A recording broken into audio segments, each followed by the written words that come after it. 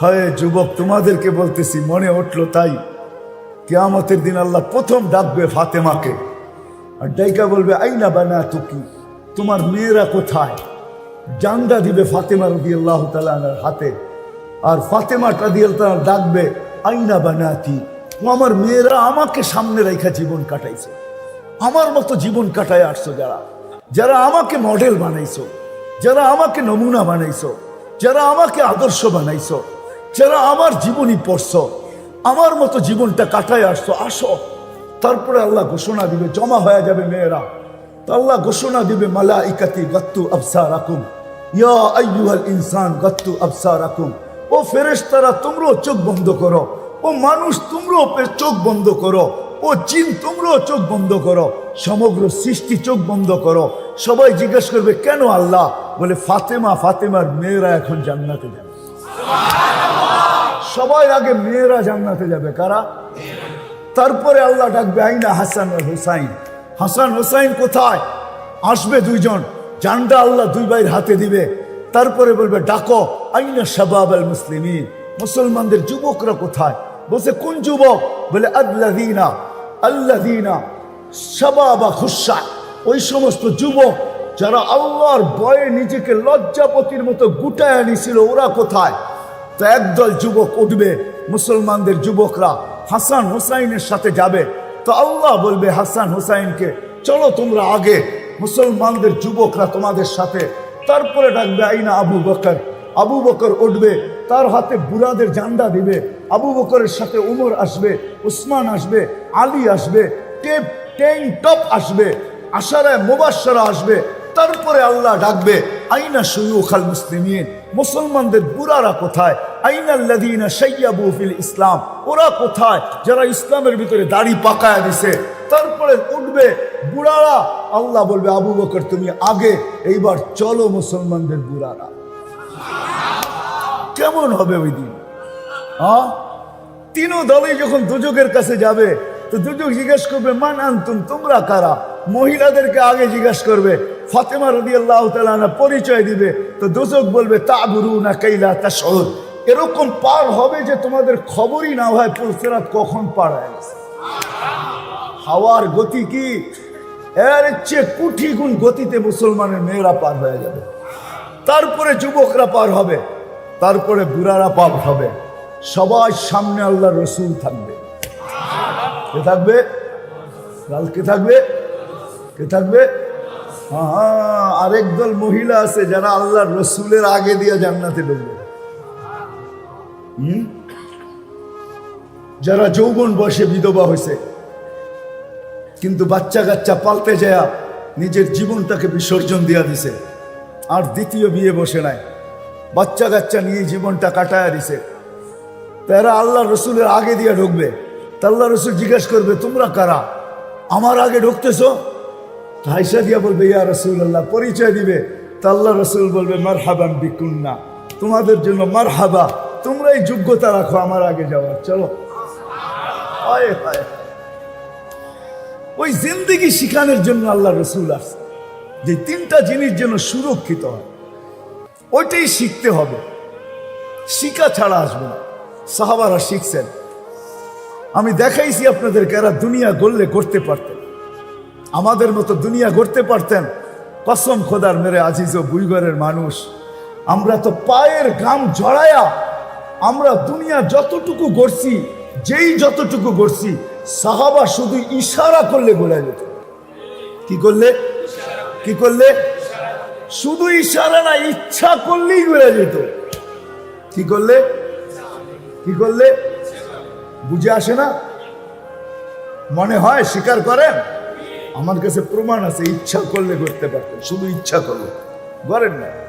জানেন 60-70 বছর এখানে ঘোরা কি করব, কোথায় করব, ওইখানে করব। এই জন্য জান মাল সুরক্ষিত করা, হেফাজত করা, কোথায় লাগাইতে হবে, যোগ্যতাকে সঠিক জায়গায় কাজে লাগাই দিছেন। আসেন, আর লম্বা করতে চাইতেছি না, যদি বুঝে আসে আমার কথা। বুইগরের মানুষ এই মজমার থেকে প্রতিজ্ঞা করেন যে আমিও শিখব। এই জন্যই আমি বলতেছিলাম, সব পায়া যাওয়ার পরে ভুলে গেছে, কে দিল, কেন দিল, কোত্থেকে দিল, কিভাবে দিল।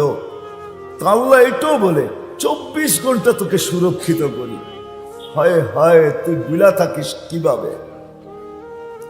তো কোরআনের আরেকটা শব্দ আমাদেরকে বুঝাইতে চাইতেছে, কোরআনের চিৎকার, মা গররাকা বিরাব্বিকাল কারীম ইয়া আইয়ুহাল ইনসান। ও মানুষ, সবকিছু পাওয়ার পরে তুই আল্লাহকে ভুললি কি করে বল।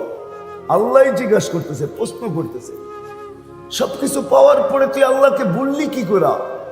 মা গররাকা বিরাব্বিকাল কারীম, রব্বে কারীমকে তুই ভুললি কি করে, যে কারীম। 24 ঘন্টা নাফরমানি। হ্যাঁ, কোনো বাড়ি নাই, কোনো ঘর নাই, এই মহল্লায় একটা বাড়িও দেখানো যাবে না যেই বাড়িতে টেলিভিশন নাই, যেই বাড়ির 100% মানুষ নামাজি, সবাই পর্দানিশী, সবাই দিনদার। কি বুইঘরে একটা বাড়ি দেখানো যাবে? আমার মনে হয় না। আমি যে বিল্ডিং এ থাকি ওই বিল্ডিংও নাই। নাই। 24 ঘন্টা নাফরমানি, তারপর আল্লাহ বলে তোকে আমি 24 ঘন্টা সুরক্ষিত করি। কথা লম্বা হয়ে যাবে, আমি লম্বা করতে চাইতেছি না। এই জন্যই নবীরা আসেন, কেননা মানুষের ভিতরে একটা গুণ আছে, সুরক্ষিত করার গুণ, হেফাজতের গুণ। সুরক্ষিত করতে পারে মানুষ ইচ্ছা করলে, সঞ্চিত করতে পারে মানুষ, সঞ্চয় করতে পারে ইচ্ছা করলে। তো নবীর আয়েশা দেখাইছে, মানুষ তোর অস্তিত্বটাও একটা পুঁজি, এর ভিতরে সীমা রেখাটাও একটা পুঁজি। তুই যা অর্জন করছিস এই দুইয়ের সমন্বয়, ওটাও একটা পুঁজি। এই 3 পুঁজিকে তুমি কিভাবে সুরক্ষিত করলে, দুনিয়াতে যতদিন থাকো, যতদিনই থাকো। কোরআন এক জায়গায় বুঝাইতে চাইতেছে উলাইকা খায়রুল বারিয়া। আল্লাহ বুঝাইতে চাইতেছে কিভাবে যতদিন জমিনে থাকবে, তো তোমার চেয়ে উত্তম কেউ হবে না। তোমার চেয়ে উত্তম কেউ। কিরকম উত্তম? একটা দুটা হাদিস দিতেছি। জমিনে যখন হাঁটবে তো জমিনও বলবে, কবে যে তুমি আমার কাছে আসবে, আমি তোমাকে আপ্যায়ন করব। আখুযুহু সিনাতুন ওয়ালা নাওম।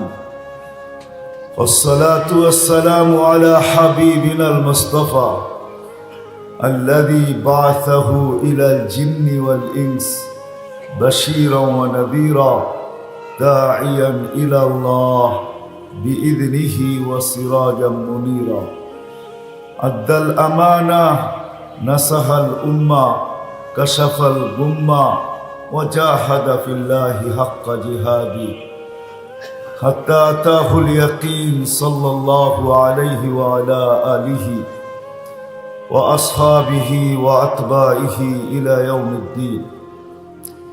أما بعد فأعوذ بالله من الشيطان الرجيم. بسم الله الرحمن الرحيم. من عمل صالحا منكم من ذكر أو أنثى وهو مؤمن فلنحيينه حياة طيبة. وقال جل جلاله الذي خلق الموت والحياة ليبلوكم أيكم أحسن عملا. وقال رسول الله صلى الله عليه وسلم يا أبا سفيان جئت بكرامة الدنيا والآخرة.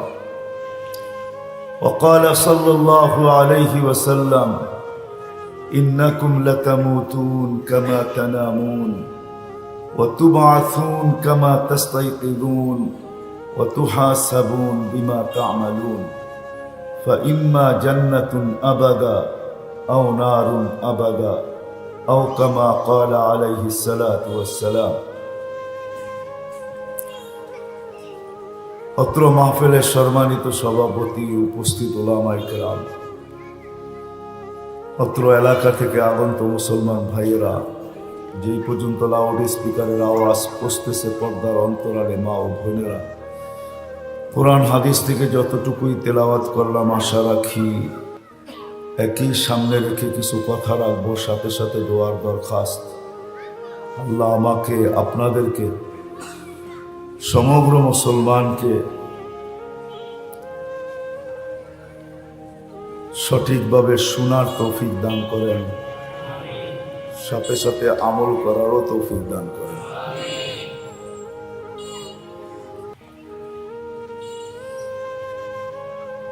যদিও স্বভাবগত মানুষের ভিতরে একটা গুণ আছে, প্রত্যেক মানুষের ভিতরে, নারী পুরুষ নির্বিশেষে, সুরক্ষিত করার গুণ সবার ভিতরে আছে। এরকম কোনো মানুষ নাই। বাচ্চার কথা ভিন্ন, কেননা বাচ্চার না পক্ষে লেখা হয় না বিরুদ্ধে লেখা হয়। এই জন্য হাদিসে আছে রুফি আল কালাম সবই হাত্তা ইয়াবলুক, বাচ্চার থেকে কলম উঠানো থাকে, তার পক্ষেও লেখা হয় না বিরুদ্ধেও লেখা হয় না, যতক্ষণ পর্যন্ত সে প্রাপ্ত বয়স্ক না হয়। যেই মুহূর্তে প্রাপ্ত বয়স্ক হইল তো কলম তার পক্ষে বা বিরুদ্ধে লিখতে শুরু হইল। যতক্ষণ পর্যন্ত সে প্রাপ্ত বয়স্ক হয় না তো কলম তার থেকে উঠানো থাকে, না পক্ষে লেখা হয় না বিরুদ্ধে লেখা হয়। দ্বিতীয় একটা শ্রেণী আছে পাগল, মজনু হাত্তা ইয়াবরা, পাগলেরও পক্ষেও লেখা হয় না বিরুদ্ধেও লেখা হয়, তার থেকেও কলম উঠানো।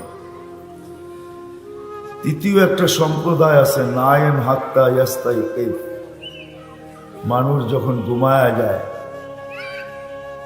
তো কলম উঠানো থাকে। ঘুমের ঘরে যা কিছুই করে ওটা তার পক্ষেও যায় না, তার বিরুদ্ধেও যায় না। এই তিন সম্প্রদায় ছাড়া সমস্ত মানুষের ভিতরে জন্মগত একটা গুণ আছে, মানুষ সুরক্ষিত করতে জানে, যেটাকে আরেক শব্দ বলতে পারেন সঞ্চয় করতেও জানে। মানুষ হেফাজত করতে জানে, সঞ্চয় করতেও জানে, সুরক্ষিত করতে জানে। কিন্তু আফসোস, সঠিকভাবে যদি সুরক্ষিত না হইল, হেফাজত না হইল, সঞ্চিত না হইল, তাহলে এই মানুষটার জন্য বিরাট বড় আফসোসের বিষয় হয়ে দাঁড়াবে। এই জন্যই নবীরা এসা মানুষকে বুঝায় তিনটা জিনিসই মানুষের মহাপুঁজি। শরীরটাও কিন্তু, অস্তিত্বটাও একটা পুঁজি। বুঝাইতে পারতেছি? অস্তিত্বটা একটা পুঁজি। আর প্রত্যেকের অস্তিত্বের ভিতরে কতটুকু সীমারেখা দেওয়া আছে, যেটাকে আমাদের শব্দে আমরা বয়স বলি, আয়ু বলি, এটাও কিন্তু একটা পুঁজি। কিন্তু প্রত্যেকের অস্তিত্বের ভিতরে কতটুকু সীমারেখা দেওয়া আছে, সীমারেখার বুঝুন তো, এক্সপায়ার ডেট, সীমারেখা কতটুকু দেওয়া আছে এটা কারোরটা কেউ জানে না। না আমারটা আমি জানি, না কারোরটা আমি জানি, কেউ কারোরটা জানে না। এটা স্বয়ং আল্লাহর কাছে রাখা আছে, এটা আল্লাহই জানে না, কেউ জানে না। এই জন্যই নবীরা মানুষকে সতর্ক করছেন, আল্লাহর রসুল আমাদেরকে সতর্ক করছেন। কোন নবীও যদি নাকি উম্মতকে এরকম সতর্ক করেন না, পাওয়া যায় না। কিন্তু আমাদের নবীজি তো দয়ার ভান্ডার, ওনার দয়ার সীমানা নাই। দয়ার সীমানা নাই বিদায়ী আল্লাহ নবীজিকে নিজের নাম উঠায় দিয়া দিয়েছেন রউফ। আমাদের নবীর একটা গুণ রউফ। রউফ বোঝেন? এটা কিন্তু আল্লাহর নাম, কিন্তু আল্লাহ নিজের বন্ধুকেও দিয়েছেন রউফ। চলেন আমি কোরআন থেকে দলিল দিই। লাকাদ জাআকুম রাসূলুম মিন আনফুসিকুম আজিজুন আলাইহি মা আনিতুম হারিসুন আলাইকুম বিল মুমিনিনা রাউফুর রহিম। রউফ, এটা আমাদের নবীজির গুণ। দয়ার ভান্ডার তো আর কোনো সীমা রেখা নেই যে কতটুকু দয়ালু। এটা আরেকটা জিনিস দিয়ে বুঝলে বোঝা যেতে পারে, যিনি দুনিয়ার থেকে বিদায় নিতেছেন কিন্তু 9টা ফ্যামিলির ভিতরে সবাই ক্ষুধার্ত, নিজেও ক্ষুধার্ত, কলিজার টুকরা ফাতেমাও ক্ষুধার্ত, হাসান হোসাইনও ক্ষুধার্ত, আলিউল মুর্তাজাও ক্ষুধার্ত, যার পুরাটা ফ্যামিলি ক্ষুধার্ত। এতটুকু ক্ষুধার্ত, ফ্যামিলির লোকদেরই উক্তি যে শুধু ক্ষুধার্ত ছিলাম না, ঘরে বাতি জ্বালানোর মতো তেল শূন্য ছিল, তেলও ছিল।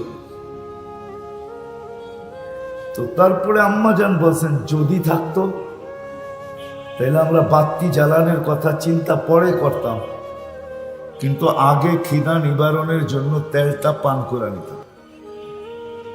তাহলে কতটুকু ক্ষুধার্ত ছিল। কিন্তু এদের জন্য কোনো চিন্তা নাই যে আমি চলে যাব একটু পরে, 9 ফ্যামিলি, হাসান হোসাইন আলী ফাতেমার কি হবে, না এই চিন্তা নাই। চিন্তা হলো আমার পরে উম্মতের কি হবে। এই জন্য চোখে পানি নিয়ে বসে আছে, পানি ঝরতেছে, মালাকুল মউত অপেক্ষায় দাঁড়ায় আছে। বারবার জিবরিল আলাইহিস সালাম বলতেছে আল্লাহ আপনার জিয়ারতে আকাঙ্ক্ষায় আছেন, আপনি কখন পৌঁছবেন। জিবরিল আলাইহিস সালাম এই কথা বলতেছেন, মালাকুল মউত বলতেছে আলা ইলা রফিকিল আলা, আপনি কি আল্লাহর সান্নিধ্যে যাবেন না। কিন্তু চোখে পানি ঝরতেছে। যদি বুঝেন বুইগরের মানুষ তাইলে বলতে চাইতেছে, অ্যানালাইসিসের বিষয় কিন্তু বুঝার বিষয়, ভাবলে বুঝে আসবে।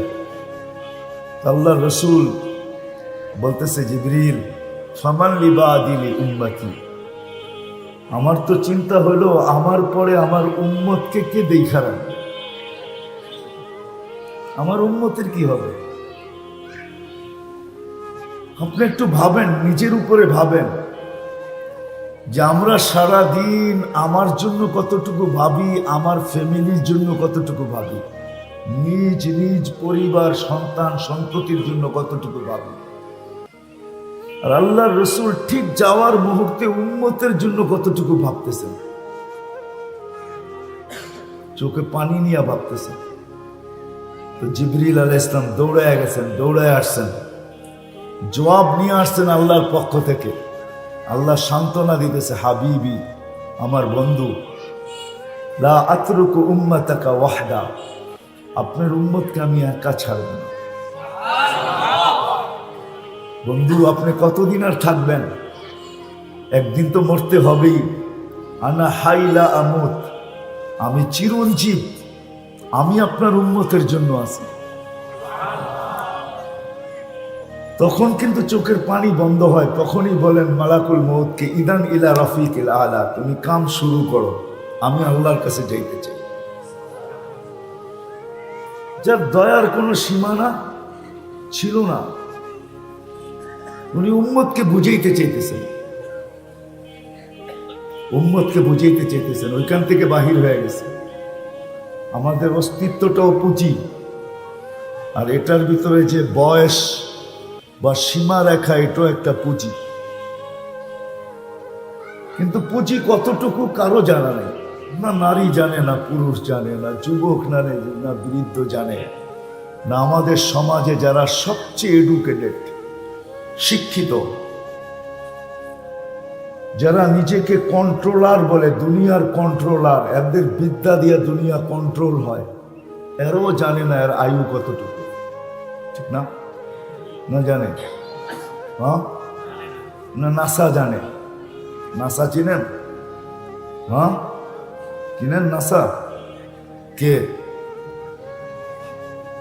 আমেরিকার ওই যারা সৌরজগৎ নিয়ে সারাদিন খেলতে থাকে, আমেরিকার ওই সংস্থা, এরাও জানে না, ঠিক না? কেউ জানে? এই জন্য নবী আমাদেরকে সতর্ক করছেন, ইদা আসবাহতা ফালা তানতাযিরিল মাসা, সকাল মিলল তো সন্ধ্যার অপেক্ষায় থেকো না। ওয়াইদা আমসাইতা ফালা তানতাযিরিস সাবা, সন্ধ্যা মিলল তো সকালের অপেক্ষা আসার রাখো না। কি করব? তো পদ্ধতি শিখাইছে বাদিরু বিল আমাল, গাট্টি বড় করতে থাকো। কেন এইখানে কিছু চলে, ওইখানে কিছু চলে, এইখানে কিছু, এইখানে কিছু চলে, এইখানে কিছু চলে, বোঝেন? এইখানে কাগজ চলে, কাগজ, ঠিক না? কাগজ বোঝেন? হ্যাঁ, টাকা তো কাগজেরই, ঠিক না? এই জন্য কাগজ বললাম আর কি। এখানে কি চলে? কাগজ চলে। এখানে সম্পত্তি চলে, এখানে আধিপত্য চলে, এখানে হাজারো জিনিস চলে। 1 নম্বরও চলে, 2 নম্বরও চলে। হিম্মত করে চালাইতে পারলেই চলে। হিম্মত করে চালাইতে পারলেই কি আসলও চলে, নকলও চলে। কিন্তু একটা দিন বুইগরের মানুষ সবার সামনে আসতেছে, সবার সামনে, সবার সামনে আসতেছে। এরকম কোন জিনিস নেই যেটা আমাদেরকে সতর্ক না করে। আমাদের নিচের মাটিটাও আমাদেরকে সতর্ক করে, প্রতিনিয়ত সতর্ক করে, ডেলি 100বার সতর্ক করে। আপনি বাহিরে চলেন আর ঘরে চলেন, সবাইকে কিন্তু সতর্ক করে। তামশি আলা বাহারি, নিচের মাটিটা বলতে থাকে আমার পিঠে বিরাজমান, আমার পিঠে চলমান, আমার পিঠে বিরাজমান, আমার পিঠে তোমরা চলমান। মাসিরু কাফি বাতনি, অতি সত্তর তুমি আমার পেটে আসবে। কোরআনও বুঝাইতে চাইতেছে মিনহা খালাকনাকুম। কোরআনও যেন চিৎকার দেয় আর মানুষকে বুঝাইতে চায় মিনহা খালাকনাকুম, পায়ের নিচেরটার থেকেই তোমার জন্ম। ফিহা নুঈদুকুম, এর ভিতরেই তোমাকে নেওয়া হবে। আবার এটাও বলে নুখরিজুহা তারাতান উখরা, আবার এটার থেকেই তোমাকে আবারও উঠানো হবে। মাটিটাও সতর্ক করে। হায়, এমনকি আমার মহল্লার কুকুরটাও আমাকে সতর্ক করে। বিশ্বাস হয় না? বাইজিদ বুস্তামি রহমতুল্লাহ লেখছেন, কুকুর যখন ঘেউ ঘেউ করে তখন কি বলে জানেন? কুকুর সবাই চিৎকার দিয়া বলে ইয়া ইবনা আদম, ও মানুষ, আনকিজ নফসাকা, তুমি তোমাকে বাঁচাও, মিন গাযাবিল জব্বার, আল্লাহর রোশানল থেকে বাঁচাও। আল্লাহ রোশানল থেকে, গজব থেকে তুমি তোমাকে বাঁচাও। ইয়া ইবনা আদম আনকিদ নাফসাকা মিন গাযাবিল জব্বার, ও মানুষ, তুমি আল্লাহর গজব থেকে তোমাকে বাঁচাও। সূর্যের কিরণটাও আমাদেরকে সতর্ক করে। ওঠে আর বলে আনা ইয়াউমুন জাদীদ, আমি বুইগরের উপরে নতুন দিন। আলা আমালিকা শাহিদ, তোর কর্মের উপরে আমি সাক্ষী, কেউ দেখান না দেখ, আমি দিব। ফাক্তানিম, সুবর্ণ সুযোগ মনে কর। লান আউদ ফি হায়াতিকা আবাদা, আমি চিরদিন আর কোনো দিন তোর জীবনে নাও উঠতে পারি। হইতে পারে আর কোনো দিন তোর জীবনে নাও উঠতে পারি। এই জন্য আল্লাহ রসুল আরেক হাদিসে আমাদেরকে সতর্ক করছেন। যেরকম সূর্য বলে সুবর্ণ সুযোগ, আমাদের নবীও আমাদেরকে বলতেছে সুবর্ণ সুযোগ। হাত্তা ইউগারবে, কণ্ঠনালীতে রু আসার পূর্ব মুহূর্ত পর্যন্ত আমাদের জন্য সুবর্ণ সুযোগ। তো আল্লাহ বলছেন, বন্ধু আপনার চেহারার দিকে চেয়া দিতেছি, নাইলে কাউকে আমি এই সুযোগ দেই নাই। 312 জন নবীর উম্মতকেও দেন নাই, রসুলের উম্মতকেও দেন নাই, 1.25 লক্ষ নবীর উম্মতকেও দেন নাই, শুধু আমাদেরকে দিতেছেন। তো বলতেছে, বন্ধু ইন্নাল্লাহ ইয়াকবিলু তাওবাতা আবদি তাওবাতা উম্মাতাক, আপনার উম্মতের তওবা আল্লাহ কবুল করবে হাত্তা ইউগারগির, কণ্ঠনালীতে রু আসার পূর্ব মুহূর্ত পর্যন্ত আপনার উম্মতের জন্য আমি সুযোগ দিতেছি। যদি হাত দুটা উঠায় দিতে পারে তাহলে আমরা গ্রহণ করব। তা আল্লাহ রসুল বলছে হাত যদি না উঠাইতে পারে, বলছে শুধু মুখে তওবা বলে দিলেও চলবে। তওবা কি কি? আরে বলেন না, তওবা বললেও চলবে। আল্লাহ রসুল বলছে যদি তওবা না বলতে পারে, তো আল্লাহ বলছে আঙ্গুল একটা ইশারা দিলেও চলবে। কি? এক আঙ্গুল দিয়ে কি করবে? কি করবে? তাইলেও চলবে।